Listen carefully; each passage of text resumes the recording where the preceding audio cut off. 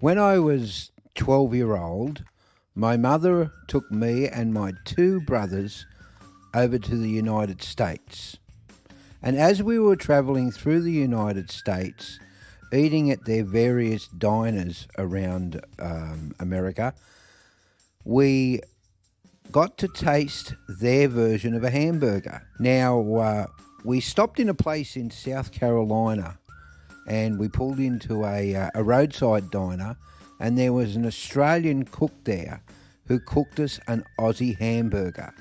And I'm going to today show you my version of the Australian hamburger. So let's get cooking. So the first thing we need to do is we need to get a good 500 grams of prime minced beef. We need a frying pan and we need to put 2 tablespoons of olive oil in it.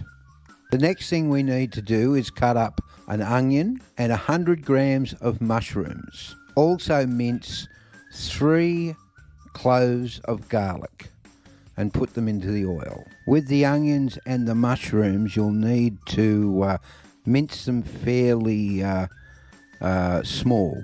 Cook the mushrooms and the onions until the onions are translucent and set them aside. Next, we need to grab a mixing bowl and put the 500 grams of minced beef in there. Put the 2 tablespoons of Worcestershire sauce in there, and also crack an egg in there.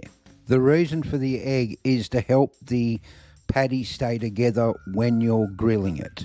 Then grab the mushrooms, onions and garlic and mince them through the meat until all ingredients are evenly spread through the minced beef. Next, we need to cut up the lettuce, tomato, cucumber and set aside. Cut up the other onion and throw it into a frying pan with a little bit of olive oil and cook that one until it's partially cooked. Next, what we need to do is toast the bun, and for a little bit of spice, we butter it with unsalted butter and then put some Dijon mustard on the bun.